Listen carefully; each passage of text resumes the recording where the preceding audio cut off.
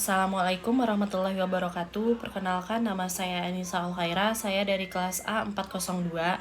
Di kesempatan video kali ini, saya akan memenuhi tugas besar 2 saya di mata kuliah Sistem Informasi Manajemen.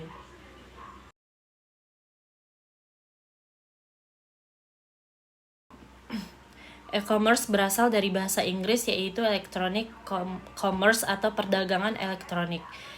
Dan sebagaimana perdagangan yang dilakukan secara langsung atau face-to-face dalam e-commerce juga meliputi proses promosi pembelian dan pemasaran produk. Yang berbeda adalah pada sistem berdagang yang digunakan yaitu melalui media elektronik atau internet.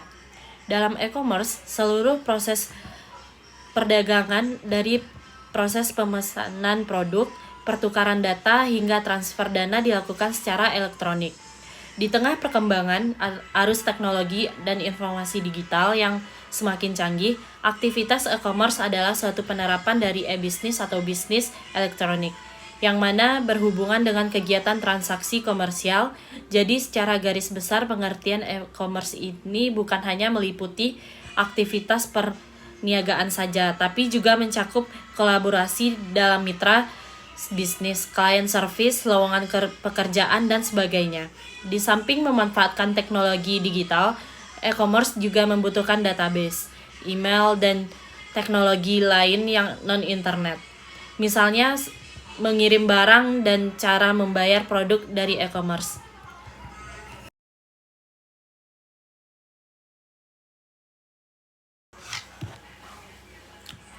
Jenis-jenis e-commerce sebetulnya dibagi menjadi 6 golongan, yaitu business to business, B2B, jenis e-commerce di mana sebuah perusahaan menjual produk atau jasa kepada perusahaan lainnya. Dalam model e-commerce ini, biasanya pembeli memesan barang dalam jumlah besar, contohnya sebuah perusahaan yang membeli perlengkapan kantor dari sebuah produsen. 2. Ada business to consumer. Dalam jenis e-commerce ini, sebuah perusahaan menjual produk atau jasa kepada konsumen, pada umumnya pelanggan. Dalam e-commerce, B2C hanya mengecer. Jika Anda pernah membeli dari suatu toko online, aktivitas tersebut termasuk dalam golongan ini. Yang ketiga ada consumer to consumer atau C2C, pernah menjual barang bekas ke orang lain yang membutuhkan melalui internet. Aktivitas tersebut termasuk dalam jenis e-commerce ini. Dengan kata lain, C2C adalah transaksi online atau dua individu. Yang keempat, ada consumer to business atau bisa disebut C2B, berkebalikan dengan B2C. E-commerce C2B adalah skenario di mana seorang menjual produk atau layanan kepada sebuah perusahaan. Seorang graphic designer misalnya menawarkan dan menjualkan logo buatannya kepada sebuah bisnis makanan. Yang kelima, ada business to public administration atau B2A. Model e-commerce ini mirip dengan B2B, tapi pelakunya adalah bisnis dan lembaga pemerintah. Contoh B2A adalah jasa pembuatan website untuk sistem administrasi online. Yang keenam, ada consumer to public administration atau yang bisa disebut dengan C2A.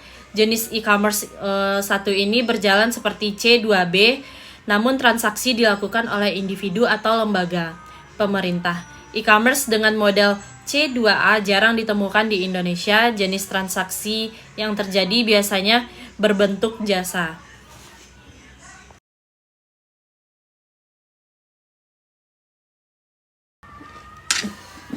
Manajemen rantai pasok global agribisnis dan agroindustri adalah pergerakan komoditas dan produk serta kapital secara transisional dengan perbedaan waktu yang sangat bervariasi tergantung jarak dan lokasi geografisnya. Oleh karena itu, pemetaan manajemen rantai pasok global dapat memperlihatkan hubungan ekonomi dan konseptual di antara petani, produsen, pusat-pusat perdagangan, serta rantai distribusi di antara berbagai pihak di atas dan dengan konsumen. Sebagai lembaga yang bertanggung jawab dalam ketahanan pangan nasional, Perum Bulog seyogianya mampu mengantisipasi kemungkinan diperluas tugas penanganan pasokan pangan utama dari sumber domestik dan mancanegara. Bukan hanya beras, melainkan juga kacang kedelai, jagung, minyak goreng, dan daging sapi sesuai dengan ambisi pemerintah untuk mewujudkan swasembada keseluruhan komoditas dan produk di atas pada tahun 2014. Tulisan ini menjelaskan kondisi mutakhir mengenai rantai pasok pangan global, karakteristik rantai pasok pangan, dan berbagai kebutuhan yang perlu diantisipasi Bulog dalam penyiapan sumber daya manusia dan sumber daya teknologi dalam mengenai rantai pasok pangan di Indonesia di masa depan.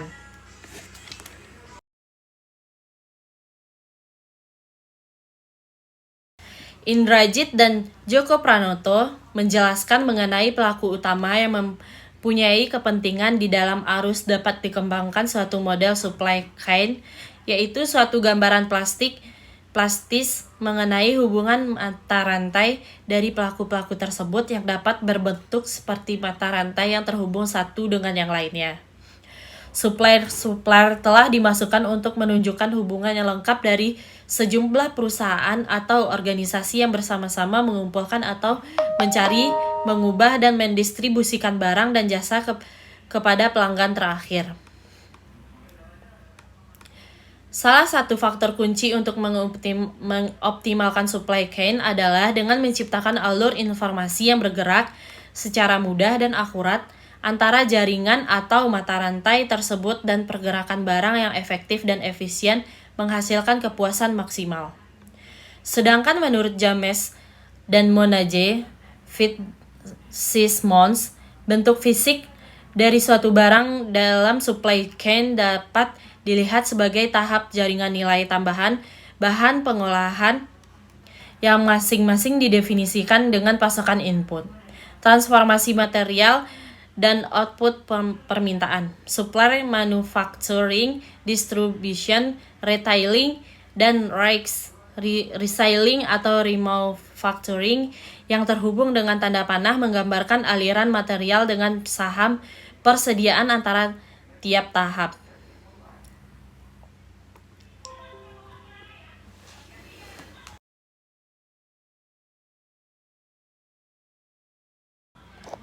Keamanan informasi menjadi tanggung jawab setiap karyawan terlebih manajer. Keamanan sistem dimaksud untuk mencapai 3 tujuan utama, yaitu kerahasiaan, ketersediaan, dan integritas. Yang pertama, kerahasiaan. Setiap organisasi berusaha melindungi data dan informasi dari pengungkap kepada pihak-pihak yang tidak berwenang. Sistem informasi yang perlu mendapatkan prioritas kerahasiaan yang tinggi mencakup sistem informasi eksekutif, sistem informasi kepegawaian atau SDM, sistem informasi keuangan, dan sistem informasi pemanfaatan sumber daya alam. Yang kedua, ketersediaan. Sistem dimaksud untuk selalu siap menyediakan data informasi bagi mereka yang berwenang untuk menggunakannya. Tujuan ini penting khususnya bagi sistem yang berorientasi informasi seperti SIM, DSS, dan sistem pakar ACE. Yang ketiga, integritas. Semua sistem dan subsistem yang dibangun harus mampu memberikan gambaran yang lengkap dan akurat dari sistem fisik yang diwakilkannya.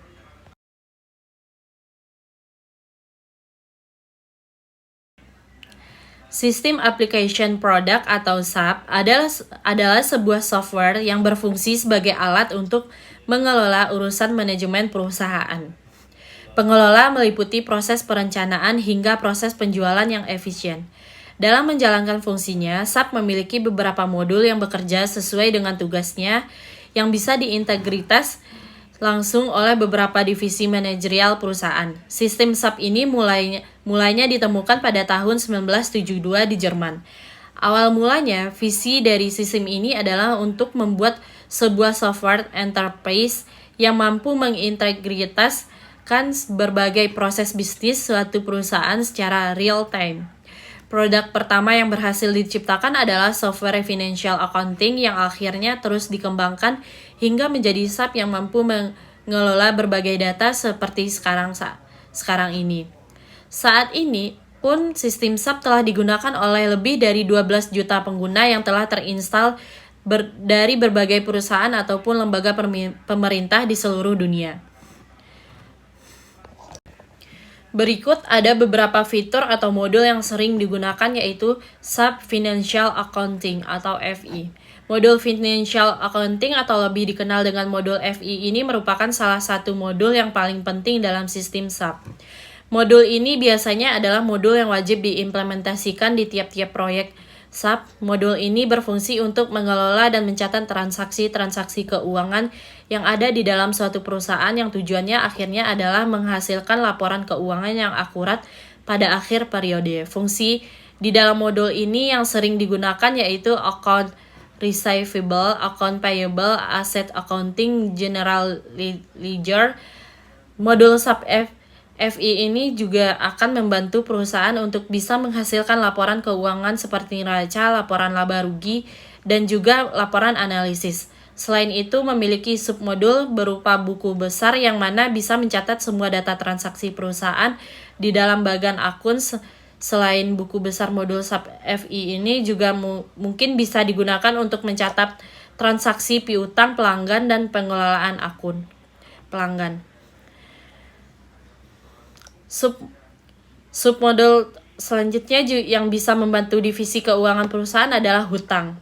Ada beberapa aset yang mana bermanfaat untuk mengelola transaksi yang berkaitan dengan aset tetap perusahaan seperti tanah, bangunan, juga alat berat, akuisisi aset, pensiun, penjual, transfer, revaluasi, dan depresiasi. Yang lainnya ada bank leader, konsolidasi, manajemen dana, buku tujuan khusus, dan yang terakhir adalah manajemen perjalanan yang mana bermanfaat dalam mengelola transaksi dalam proses perjalanan, baik pemesanan maupun biaya terkait dengan perjalanan. Yang kedua ada SAP Controlling atau CO. Modul Controlling atau CO adalah salah satu modul SAP yang sangat krusial. Modul ini sangat berkaitan dengan memiliki peran penting dengan modul-modul lain yang ada di dalam SAP. Modul CO mendukung dalam proses perencanaan, pelaporan, pemantauan operasi bisnis perusahaan. Lalu apa perbedaannya dengan modul FI? Modul FI berfokus dengan pelaporan keuangan dan akuntansi secara keseluruhan, sementara SAP CO sendiri berfokus mulai dari perencanaan biaya atau budgeting, monitor aliran keuangan, planning anggaran setiap divisi atau area seperti sampai ke perhitungan biaya produksi secara detail. Yang ketiga ada SAP Sales dan Distribution atau SD. Modul Sales and Distribution SD adalah salah satu modul terpenting dalam SAP. Ini memiliki tingkat kompleksitas integrasi antar modul yang tinggi. SAP SD yang digunakan oleh perusahaan untuk mendukung kegiatan penjualan dan distribusi produk dan layanannya, mulai dari permintaan pembelian enquiry, penjualan order, pengiriman atau delivery, hingga nanti melakukan penagihan billing. Sales and Distribution adalah modul dalam SAP Enterprise Resource Planning.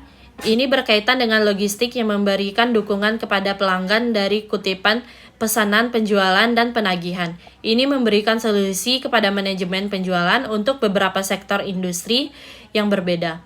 Modul SD terintegrasi dengan kegiatan di modul lain seperti FI, akuntansi keuangan, PA, analisis profitabilitas, dan modul logistik lainnya seperti manajemen material dan perencanaan produksi.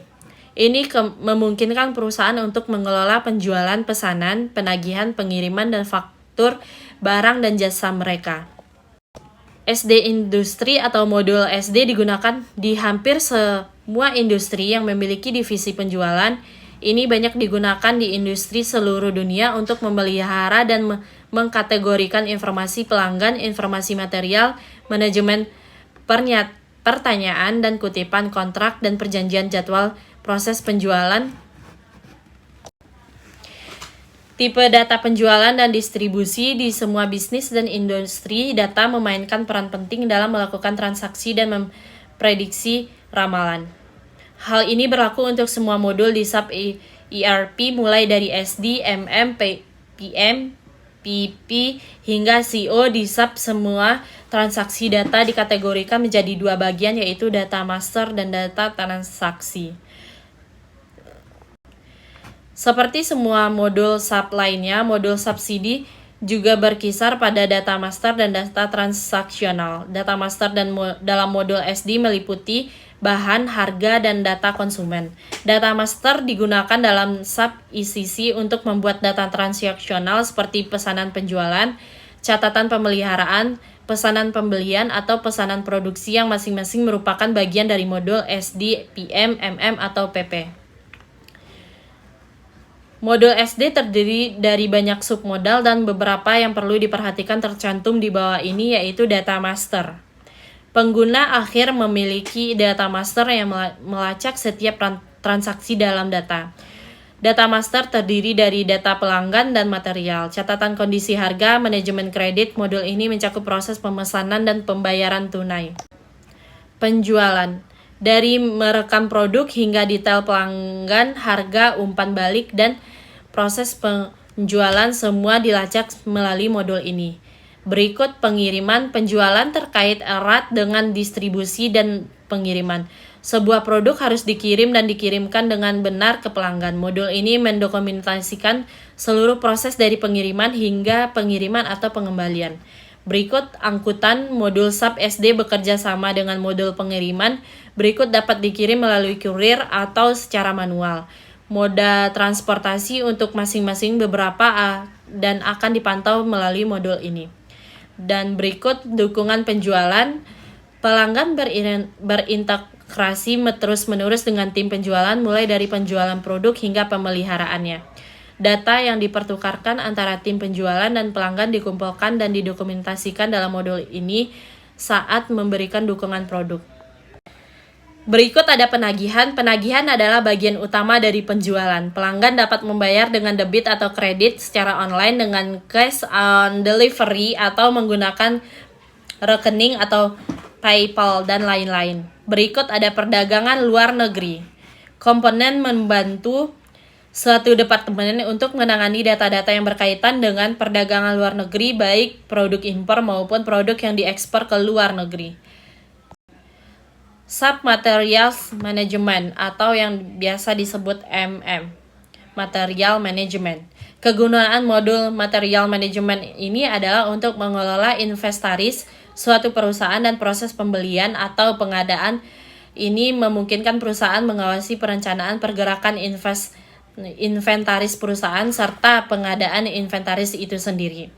Manajemen bahan adalah apa yang digunakan untuk perusahaan untuk memutuskan spesifikasi lengkap bahan, spesifikasi bahan yang dikirim ke pengadaan dan fungsi sumber lainnya.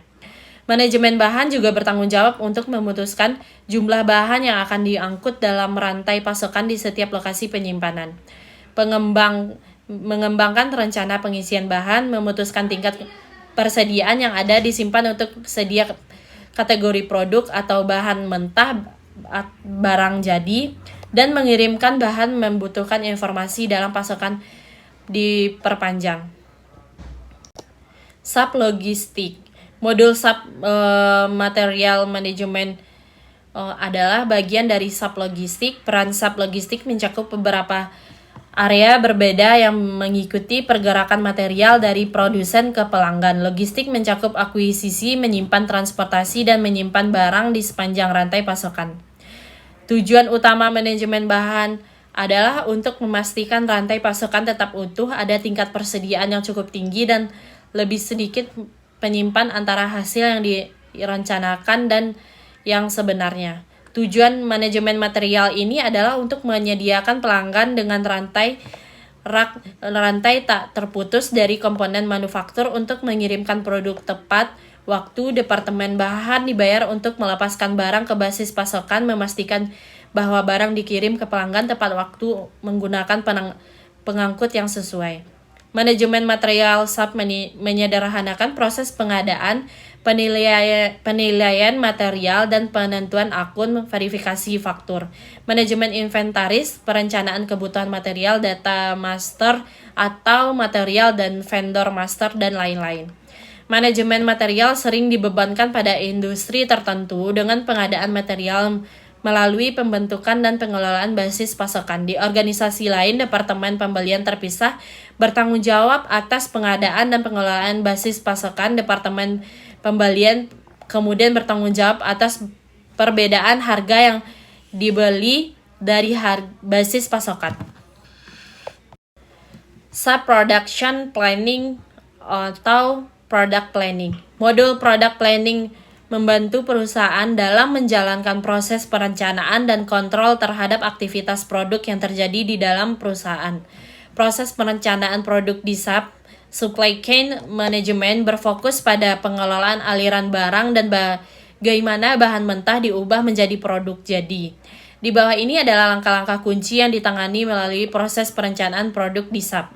Yang pertama ada perencanaan penjualan dan operasi atau yang biasa disebut SOP. Yang kedua, manajemen permintaan. Yang ketiga, perencanaan jangka panjang. Yang keempat, penjadwalan produksi induk. Yang kelima, perencanaan kebutuhan material. Yang keenam, kontrol lantai toko. Dan yang ketujuh, penyelesaian. Siklus perencanaan rantai pasokan perencanaan. Penjualan dan operasi perencanaan, komponen penjualan dan operasi mengelola penjualan, produksi, dan target rantai pasokan organisasi lainnya. Hal ini melalui alat perencanaan yang menggunakan data historis dan saat ini menetapkan target rantai pasokan masa depan dalam sistem. Ada dua metode perencanaan utama yang tersedia dalam SOP dan kami dapat menyesuaikan metode lebih lanjut berdasarkan kebutuhan. Yang pertama, perencanaan yang konsisten perencanaan, dan yang kedua, tingkat demi tingkat.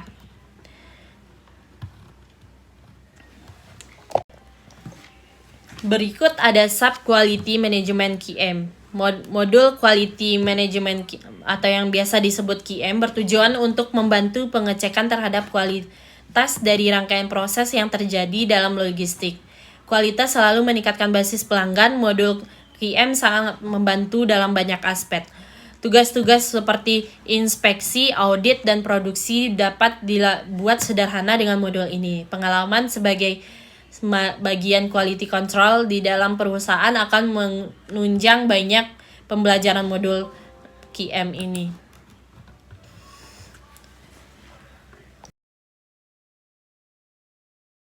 Ada sub-plan maintenance atau PM. Modul plan maintenance mungkin bisa dibilang modul yang paling sangat penting tergantung industri perusahaan. Kenapa demikian? Karena perawatan ini sangat virtual untuk proses produksi mereka. Bayangkan jika suatu pabrik karena proses perawatan mesin yang tidak terencana dengan baik harus berhenti untuk produksi selama beberapa hari karena terjadi kerusakan. Beberapa kerugian yang harus mereka tanggung. Pengalaman sebagai bagian planner atau latar belakang maintenance di dalam perusahaan akan sangat membantu banyak dalam mempelajari modul PM ini. Dalam sebuah organisasi, kita dapat mengidentifikasikan, mendokumentasikan, mengelola masalah, dan melakukan manajemen aset perusahaan untuk setiap aset yang diperlukan. Untuk melakukan kegiatan ini, pemeliharaan pabrik berisi submodul berikut. Yang pertama, ada pengelolaan objek teknis dan catatan induk peralatan. Yang kedua, perencanaan tugas perawatan. Dan yang ketiga, kelola pemberitahuan alur kerja dan perintah kerja di bawah manajemen pesanan pemeliharaan. Fungsi utama pemeliharaan pabrik yaitu aktivitas berikut dilakukan di bawah pemeliharaan pabrik.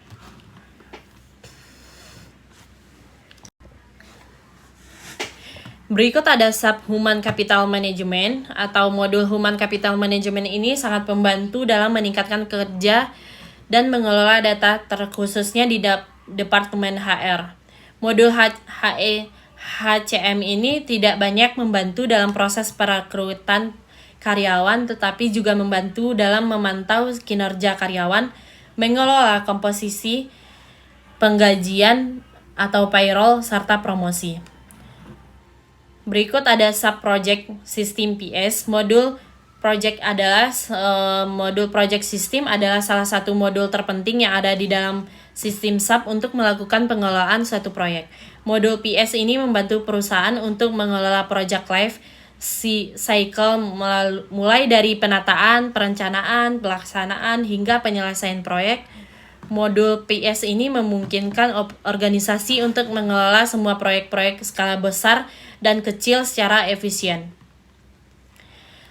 SAP PS menawarkan panel besar fungsi yaitu yang pertama ada proyek, yang kedua penjadwalan waktu, ketiga penataan perencanaan biaya dan pendapatan, yang keempat penganggaran, yang kelima pengadaan bahan dan jasa, yang keenam konfirmasi kegiatan proyek, yang ketujuh penagihan, yang kedelapan analisis kemajuan proyek, yang kesembilan periode akhir penutup, dan yang kesepuluh pelaporan.